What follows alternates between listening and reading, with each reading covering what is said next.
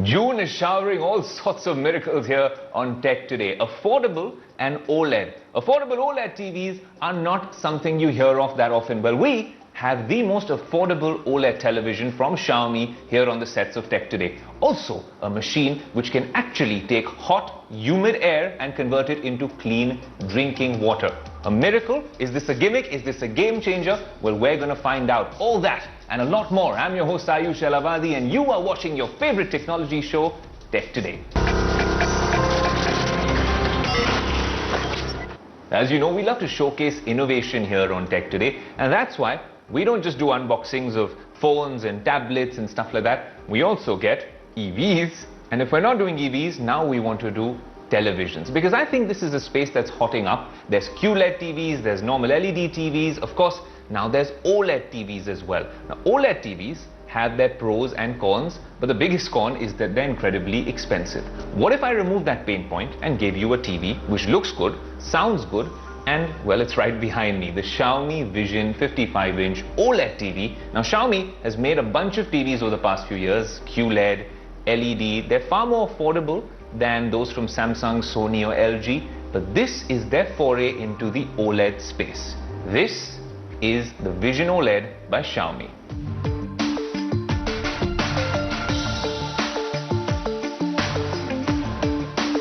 So there's the LG C1 OLED, which is the undisputed king of OLED TVs when it comes to gaming. A lot of people are purchasing consoles now, so they want a nice TV, which also can prove to be a content consumption device. So you can watch your Netflix, Amazon Prime, Apple TV and stuff like that as well. Of course, the LG C1 OLED is a very expensive proposition. The 55-inch costs nearly 1,50,000 rupees. So if I told you you could get an OLED TV, 55 inches, and that would cost you less than 1 lakh, well then welcome to the Xiaomi Vision OLED. Now, I'll tell you a few things about this that work and a bunch of things which don't work. The first thing that really works for it is the display, which is a 55-inch OLED display, which has Dolby Vision, Dolby Atmos. The sound is fantastic. It's an 8-speaker system with Dolby Atmos, and I can tell you something safely. If you're not really into a cinema experience and you just want good sound, I think this TV doesn't really need a soundbar. That's how good the sound is on this TV. Let's talk about design. If you look at this TV, it is wafer thin, like I said earlier, and that's kind of cool because for an OLED screen to have a 4.6 mm panel, it is incredibly slim. It has this metal frame and gives you quite a luxury premium sort of a feeling, and of course there's a Xiaomi logo at the bottom. And it's got metal legs inside the box, which is what we've actually placed this on, this stand, these very skinny legs. It doesn't come with a wall mount, so that's something which you don't get with this TV. You can purchase that separately, of course. Another thing I didn't mention is the Fairfield mic, which is uncannily attentive to everything you say. You want to give a voice command, just say the magic word, which I'm putting down on the screen out there so that the TVs and the other devices in your house don't wake up. You can tell it to play a particular song, change the volume, put on a particular video or a show, all by just talking to the remote. The remote is a standard one, pretty much what you get on any premium TV. And of course it comes with a Google Assistant, a power key, this nice little trackpad. You can go to the patch wall, which is something we need to talk about in a bit. You have back keys, Netflix, Prime Video, Hotstar and other apps over here. There's no mute key. For mute you have to just tap the lower volume key twice and it goes on mute. It's a simple remote and it works fairly well. But now let's talk about why this TV might be better than other TVs in this price range. So first let's talk about another TV which this is pitted straight against. If you haven't really bought into the OLED concept, then Samsung has QLED TVs which do a fairly decent job with the way they process the picture. So essentially a QLED is a very complicated technology in terms of how they have enhanced LED TVs by putting a quantum dot layer in the front of it.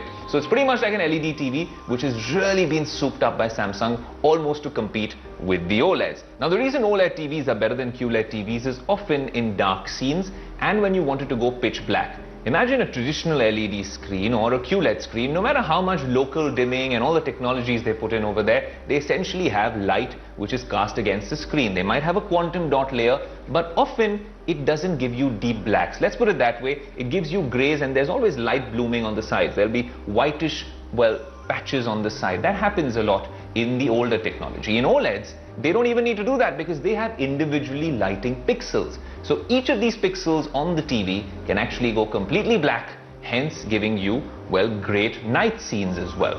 Yes, this TV performs fantastically in the day as well. You can see some of our visuals, and even in the day there's not much reflection on this screen. The panel is top notch. But there is a catch when it comes to OLEDs, at least theoretically. The problem over the years has been something called screen burn-in, which is the pixels which are being used regularly start to burn in and leave an imprint of whatever you've been watching. For instance, you've been watching India Today for too long, and you've been watching maybe the Tech Today show. So right at the bottom or at the top, if there's a particular logo which is actually there on our shows, and if you only watch that every day for the next few years, then it will leave some sort of an imprint, or what they call a screen burn-in. Well, is there a way to prevent that? Just watch a lot more content on Netflix, on Hotstar, all sorts of things. Watch football matches, watch a lot of Tech Today as well, and that's the solution. If that's not feasible, then you can always use the pixel refresh feature on this TV. I don't know how that is in the long run. We'll have to see with a lot more testing.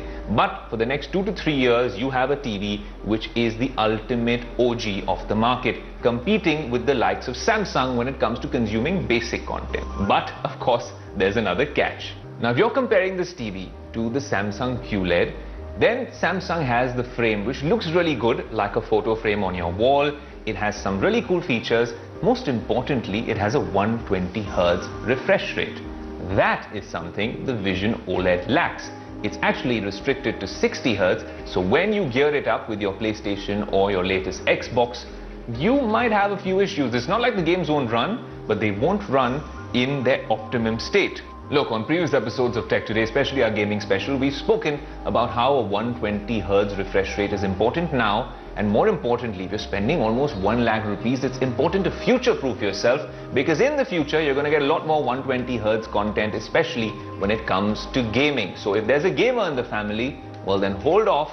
Maybe Xiaomi needs to come up with a version 2 or the next rendition of this TV which actually comes with a 120 Hz display. But where this TV scores, and it really knocks the ball out of the park, is their interpretation of Android TV. The Android OS on this TV obviously comes with a skin which is patch wall, which we've seen on a lot of Xiaomi TVs. I was not too sure about using patch wall before I did, but using it on this TV, I am completely blown away by how easy it makes even something as intuitive as the Android interface. So hats off to them, because whilst the LG pointer and the OS on LG works really well, and Samsung's interpretation's alright, Samsung's full of ads nowadays and all sorts of things. It's very confusing and buggy when it comes to their operating system.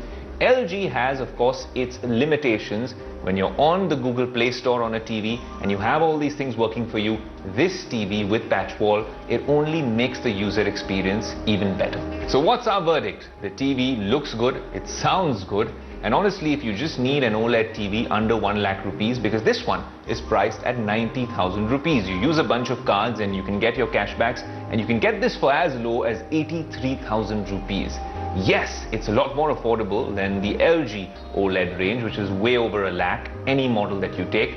But if you are shelling out so much money on an OLED television, then do you want 120 Hz? So the verdict is really divided. So summing it all up, if you're in the market for an OLED TV, or just want to be initiated or introduced to this technology, and it's a really cool technology, then this, the Xiaomi Vision OLED 55-inch, is the cheapest, most affordable OLED TV yet, and it's great at what it does. But if you're a gamer, then look at other options.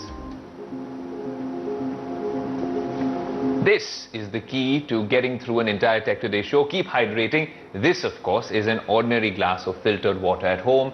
But there's a company from Israel which has now set up shop here in India, and they are essentially taking hot and humid air and converting that into clean drinking water.